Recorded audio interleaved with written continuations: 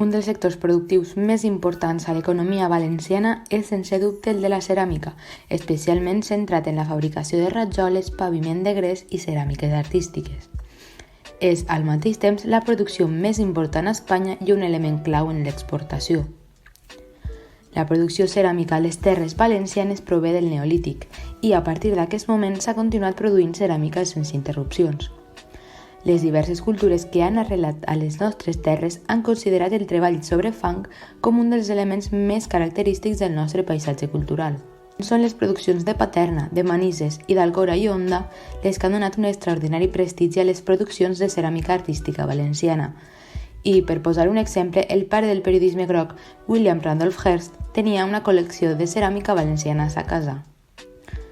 Durant el període medieval, localitats com Manises, Paterna i Aldaia tenien una producció important de ceràmica, que a partir del segle XVI es va concentrar tota a Manises. La ciutat, a través dels seus productes ceràmics, es trobarà present en molts llocs dels regnes europeus. La indústria va arribar a la Plana al segle XVIII, on el conde d'Aranda va obrir una fàbrica de ceràmica a la localitat d'Alcora.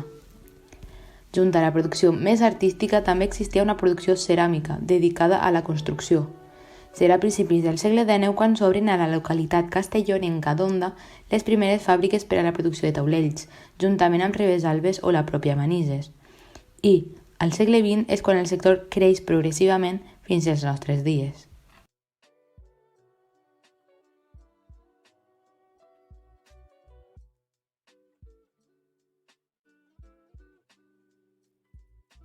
Coneguda com la ciutat de la ceràmica, Manises és l'inici de la tradició ceràmica. Ens remuntem al segle XIV després de la conquesta cristiana del regne musulmà de València.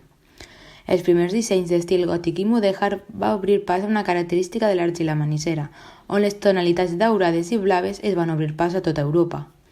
Aquesta tradició es va mantenir inclòs després de la Guerra Civil, on Manises es va convertir en el punt de referència de la ceràmica moderna.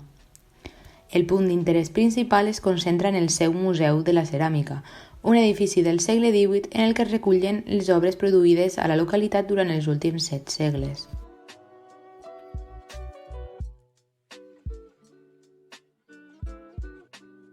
A l'altre costat de la vora del riu Túria es troba la ciutat de Paterna, un referent també en la tradició alfarera valenciana. La que avui dia és la quarta orbe més gran de la província de València en nombre d'habitants, manté una col·lecció important del que es coneix com a socarrats. Aquestes peces es caracteritzen per ser grosses, de forma quadrada o rectangular, fetes amb argila cuita. Després es decorava amb dibuixos pintats amb òxid de manganès i ferro per donar-los aquest color negre i roig tan característic. A banda dels socarrats, la producció històrica de ceràmica de la ciutat es va concentrar entre els segles XII i XVI, on destacava la ceràmica de tipus mudèjar amb colors verds i blaus. No obstant això, va anar perdent protagonisme com a punt industrial a la vegada que augmentava la reputació de Manises.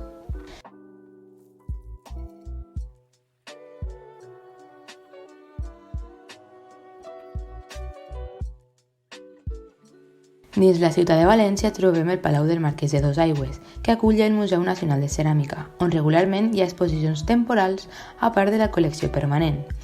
Per a les persones que no l'hagin visitat, la façana exterior del mateix edifici és un dels punts més fotografiats de la ciutat pel seu disseny rococó. La planta superior de l'edifici és la que està dedicada exclusivament a la ceràmica. Ahí es poden trobar peces procedents de Paterna i Manises, però també hi ha una col·lecció de ceràmica oriental o una col·lecció que va donar Pablo Picasso.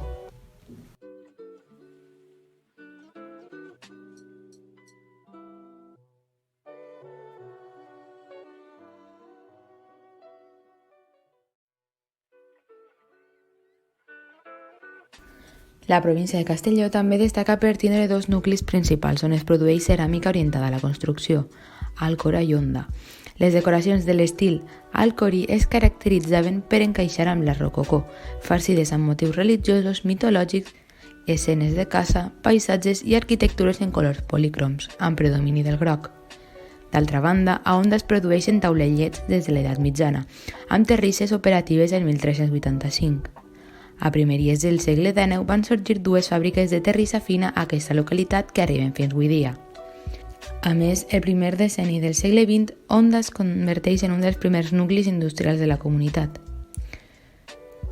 Totes les peces de ceràmica produïda a la província de Castelló es troben distribuïdes a 3 museus: el Museu de Belles Arts a la pròpia ciutat de Castelló, el Museu de Ceràmica de l'Alcora i el Museu del Taulell Manolo Safont a Onda, on trobem una gran quantitat de col·leccions dels segles XIX i XX.